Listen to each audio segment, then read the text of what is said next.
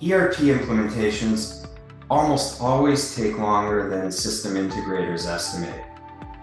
So why is it that projects take longer, and why don't we have proper expectations going in? I'm John Gross, Managing Director of Pemeco Consulting.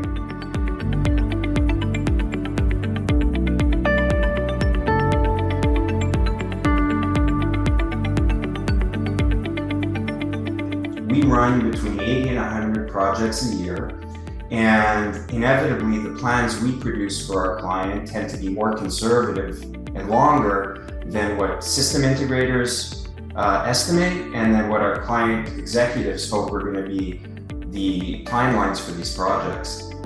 So why are expectations misaligned, and why do these projects tend to take longer?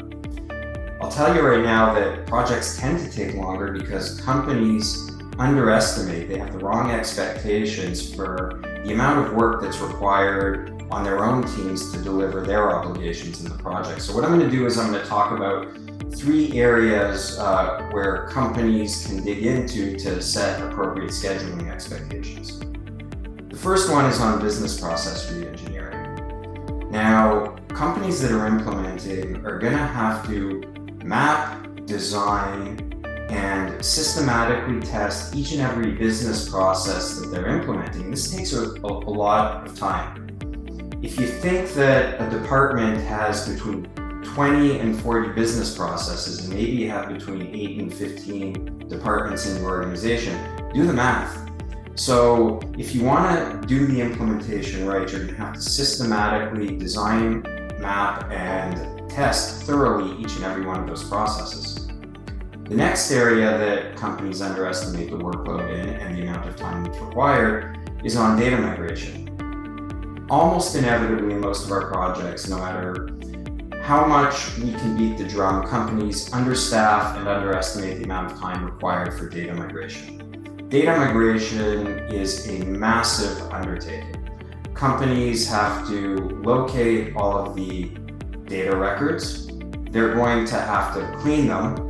They're going to then have to transform the data so that the data in the new system supports the transactional and the reporting requirements. It's a lot of work. And so our advice to companies is start the data migration and planning activities early, apply sufficient resources, and give yourself enough bandwidth in order to do those activities successfully. If you don't migrate data well, it can tend to be one of those major bugaboos that throws a wrench into the implementation.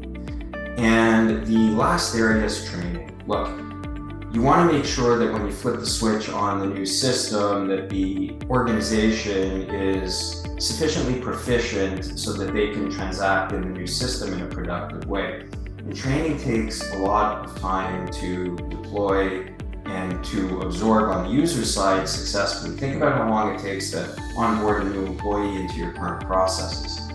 And so organizations really should budget sufficient time to properly train its end user base before they flip the switch.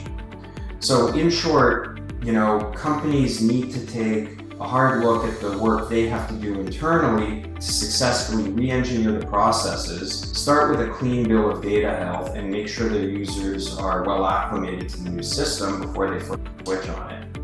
If you like this content and want to see more, visit our website, follow us on LinkedIn. If you want to see more videos like this, click the notification icon and subscribe to our channel. See you next time.